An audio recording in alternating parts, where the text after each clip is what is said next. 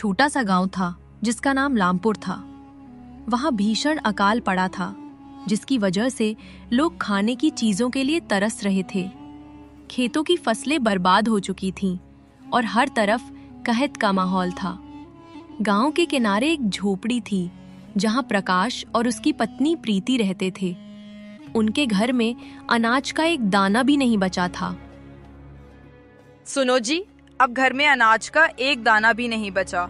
अगर जल्द ही कुछ न किया गया तो हम भूख से मर जाएंगे। प्रीति, तुम जानती हो कि पूरे गांव में अकाल पड़ा है और इसकी वजह से कहीं भी काम नहीं मिल रहा। मैंने बहुत तलाश किया, लेकिन कोई काम देने के लिए तैयार नहीं है। लेकिन प्रकाश, तो क्या हम हाथ पर हाथ धरे बैठे रहेंगे? आपको कुछ करना ही होगा। प्रीति, तुम ठीक कह रही हो, लेकिन समझ नहीं आ रहा कि क्या करूं। अगर आप मेरी बात माने तो एक काम करें, कुछ दिनों के लिए देवनगर शहर चले जाएं। वहां आपको यकीनन कोई ना कोई काम मिल जाएगा। ठीक है प्रीति, मैं कल सुबह ही शहर के लिए निकलता हूं। अब गांव में रहकर क्या होगा।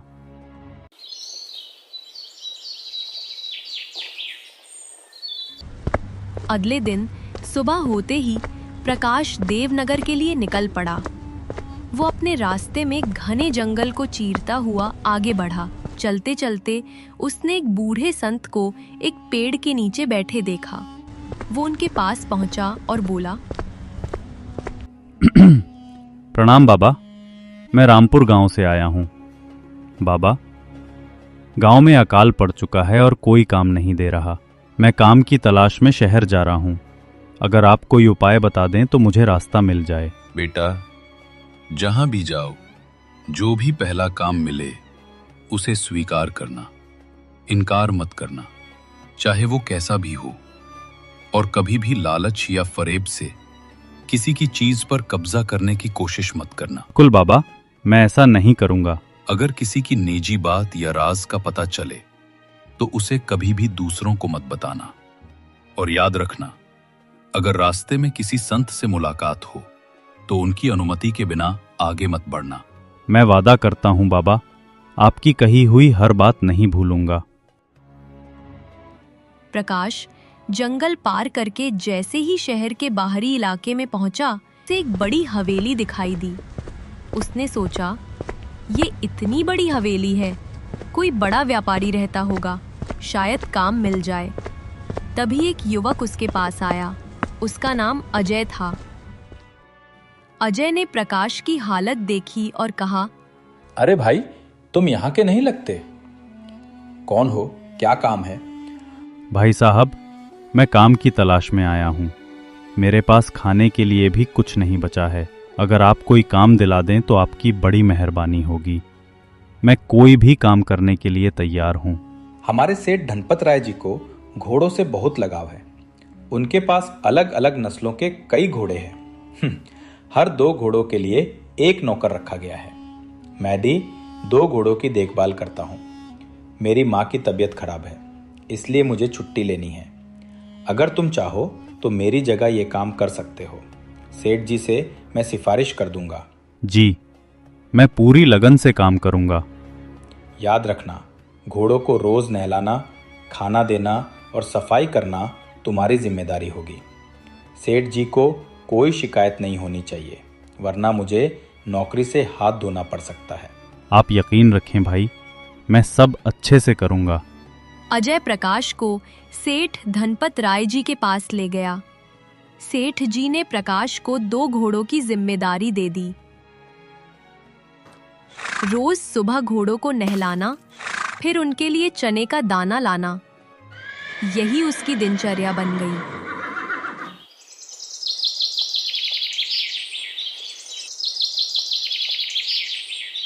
एक दिन प्रकाश दूसरे नौकरों के साथ बैठा था तो एक ने पूछा, कैसा लग रहा है भाई काम करके? ठीक है भाई, कोई दिक्कत नहीं। अरे तनख्वाह से तो पेट नहीं भरता। यहाँ असली कमाई तो दूसरे तरीके से होती है। हम लोग आधे चने बचा लेते हैं और बेच देते हैं। दिन भर में अच्छा खासा पैसा बन जाता है। लेकिन ऐसा करना तो गलत है। घोड़ों को भूखा रखकर कमाना बेईमानी है। सब करते हैं, अजय भी यही करता था। तू भी कर, तुझे भी अच्छी कमाई होगी। प्रकाश का मन डगमगाया। उसे पैसों की जरूरत थी, लेकिन तभी उसे बाबा की बात याद आई। कभी भी लालच या फरेब से किसी की चीज पर कब्जा करने की कोशिश मत ने करना। निश्चय किया। नहीं नहीं, हालत कैसी भी हो, मैं गलत काम नहीं कर सकता। प्रकाश ने इतनी लगन से काम किया कि उसके घोड़े सबसे ज्यादा तंदुरुस्त और चमकदार लगने लगे। सेठ धनपत राय जी अक्सर अपने घोड़ों को देखने निकलते थे। एक दिन ने सभी घोड़ों को देखा तो वे हैरान रह गए। लाल, ये क्या हो गया है? इतने घोड़े कमजोर कैसे पड़ गए? क्या उन्हें खाना नहीं दिया जा रहा? सेठ जी एक एक करके सभी घोड़ों को देखते हैं, लेकिन 2 घोड़ों के सिवा बाकी सब कमजोर थे। वो 2 घोड़े तंदुरुस्त, चमकदार और चुस्त थे। सेठ जी हैरानी से बोले, ये 2 घोड़े तो बिल्कुल सही हालत में हैं। इनकी देखभाल कौन करता है? उसके आदमी ने जवाब दिया। सेठ जी, इनकी देखभाल प्रकाश कर रहा है। सेठ जी ने फौरन प्रकाश को बुलवाया और कहा, प्रकाश, तुम्हारे घोड़े तो सबसे अच्छे और बिल्कुल तंदुरुस्त है। तुम क्या अलग कर रहे हो? सेठ जी, मैं बस रोजाना समय पर उन्हें नहलाता हूँ, चारा देता हूँ और सफाई का ध्यान रखता हूँ। बाकी के घोड़े तो वही चारा खाते हैं लेकिन कमजोर हैं। तुम्हारे घोड़े क्यों तंदुरुस्त हैं? सेठ जी, अगर आप अनुमति दें तो मैं इसका जवाब सबके सामने देना चाहूंगा। सेठ जी ने सभी नौकरों को बुलवाया। प्रकाश ने सबके सामने सारी सच्चाई बता दी कि बाकी नौकर चारा बचाकर बेचते हैं। सेठ जी को गुस्सा आ गया। तुम लोग धोखेबाज हो। मैंने भरोसे से काम सौंपा था और तुमने मुझे ही लूटा। आज से तुम सब निकाले जाते हो। सेठ जी की बात सुनकर सभी कसूरवार नौकर घबरा गए और रोने लगे। सेठ जी, कृपया हमें माफ कर दीजिए, हमसे गलती हो गई। आगे से ऐसा कभी नहीं करेंगे। हमसे गलती हो गई। आगे से ऐसा कभी नहीं करेंगे। प्रकाश ने दखल दी। सेठ जी, इंसान से गलती हो सकती है। अगर ये सच में पछता रहे हैं तो शायद इन्हें एक और मौका देना चाहिए। सेठ जी कुछ पल सोचते हैं और फिर कहते हैं, ठीक है प्रकाश, सिर्फ तुम्हारे कहने पर इन्हें माफ करता हूं, लेकिन अब से तुम ही इन सब की देखभाल करोगे। मैं तुम्हें मुखिया नजरान नियुक्त करता हूं। शुक्रिया सेठ जी, मैं पूरी जिम्मेदारी से काम करूंगा। उस दिन के बाद घोड़ों की देखभाल में कोई कोताही नहीं हुई। सभी नौकरों ने ईमानदारी से काम करना शुरू कर दिया। कुछ दिनों बाद अजय, जो गांव गया था, लौट आया। जब उसने देखा कि प्रकाश अब मुखिया निगरान बन गया है तो उसके अंदर हसद पैदा हो गया। अजय ने अपने कुछ साथियों से बात की और प्रकाश को हटाने की साजिश बनाई।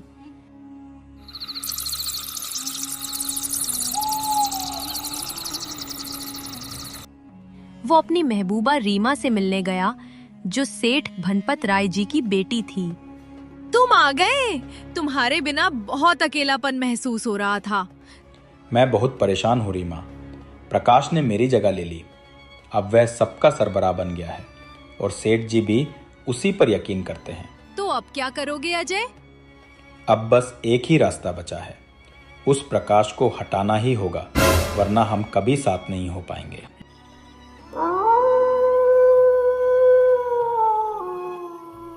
रात का समय था। दोनों अस्तबल के पास बातें कर रहे थे। उधर प्रकाश अपने काम से लौट रहा था। उसे उनकी बातें सुनाई तो नहीं दी, लेकिन उसने उन्हें साथ देखा।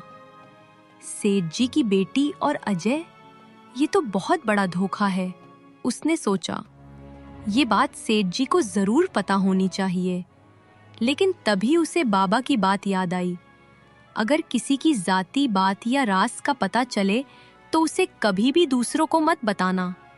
प्रकाश चुपचाप वहां से लौट गया। अगले ही दिन सुबह रीमा रोती हुई अपने बाप के पास आई।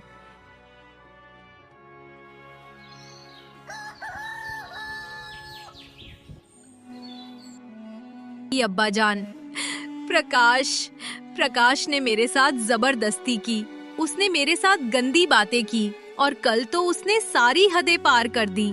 मैं जैसे तैसे भाग कर आई। सेठ जी का खून खौल उठा। इसकी इतनी हिम्मत, मैं इसे जिंदा नहीं छोड़ूंगा। उन्होंने फौरन अपने एक भरोसेमंद आदमी को बुलाया और कहा, कल सुबह मैं एक आदमी तुम्हारे पास भेजूंगा। जो भी पहला आदमी आए तुम उसे बिना कुछ पूछे वापस लौटा देना। और हां, जो मैंने दिया है ये खत उसी को देना। ये एक चाल थी। सेठ जी ने प्रकाश को फंसाने के लिए उसे शहर से बाहर भेजने का ड्रामा रचा। उन्होंने प्रकाश को बुलाया और कहा, प्रकाश, एक जरूरी खत है। इसे तुम पास के आश्रम में जाकर संत महात्मा को दे आओ। ये बहुत जरूरी काम है। मैं पूरी जिम्मेदारी से काम करूंगा। प्रकाश ने खत लिया और निकल पड़ा। उसे नहीं पता था कि उसके साथ धोखा हो चुका है। रास्ते में उसे एक संत मिले। संत एक पेड़ के नीचे ध्यान में मग्न बैठे थे। जैसे ही प्रकाश ने उन्हें देखा, उसे बूढ़े बाबा की सीख याद आ गई। प्रकाश ने संत को प्रणाम किया और कहा, महाराज, मैं सेठ धनपत राय जी की तरफ से आश्रम एक खत लेकर जा रहा हूँ। क्या आप मुझे आगे जाने की इजाजत देंगे? बेटा, तुम्हारे पास जो खत है उसमें तुम्हारी मौत का फरमान लिखा है। क्या? लेकिन क्यों? सेठ की बेटी रीमा और अजय का रिश्ता है। रीमा ने तुम पर झूठा इल्जाम लगाया और अब तुम्हें रास्ते से हटाने की साजिश रची गई है। लेकिन तुम फिक्र मत करो बेटा, बाबा की बात याद रखने की वजह से ही तुम बच गए हो। तो अब मैं क्या करूं महाराज? तुम वापस जाओ और सेठ से कहो कि संत ने हुक्म दिया है कि ये खत रात में ही दिया जाए, सुबह नहीं। जो हुक्म महाराज।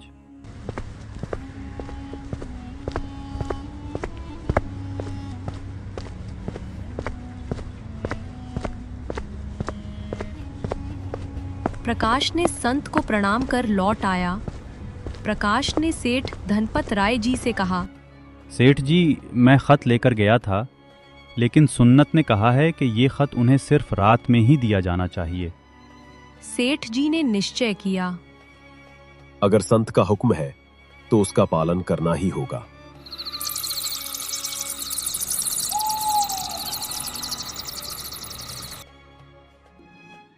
रात को सेठ जी ने फिर से प्रकाश को खत लेकर भेजा।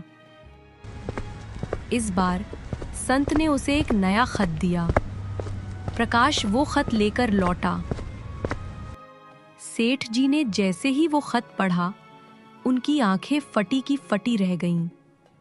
संत ने उसमें पूरी साजिश की सच्चाई लिख दी थी। सेठ ने तुरंत अजय, रीमा और बाकी दोषियों को बुलाया। सभी के चेहरे उतर गए। तुम सबने मेरा भरोसा तोड़ा है, तुम्हें शर्म आनी चाहिए। प्रकाश, तुम्हारी ईमानदारी ने तुम्हें मौत के मुंह से बाहर निकाला है। आज से तुम मेरे सबसे भरोसेमंद व्यक्ति हो। मैं तुम्हें पूरे कारोबार का मुखिया अफसर नियुक्त करता हूँ। सेठ जी ने रीमा को घर में नजरबंद कर दिया और अजय और उसके साथियों को शहर से निकाल दिया। अब प्रकाश पूरी तरह से सेठ धनपत राय जी के व्यापार का मुखिया अफसर बन चुका था। सेठ जी ने जो जिम्मेदारी उसे सौंपी थी, उसे प्रकाश ने पूरी ईमानदारी और लगन से निभाया। उसने न सिर्फ अपने काम को बेहतरीन तरीके से संभाला, बल्कि पुराने नौकरों को भी सही रास्ते पर चलने के लिए प्रेरित किया। प्रकाश ने अपने गांव रामपुर में अपनी पत्नी प्रीति को बुला लिया। प्रीति, जो कई महीनों से इंतजार कर रही थी, जब प्रकाश का संदेश लेकर आदमी आया तो बहुत खुश हुई। प्रकाश ने गांव में खाने का अनाज भिजवाया और वहां के कुछ युवकों को देवनगर में काम भी दिलवाया। अब उसका नाम इज्जत से लिया जाने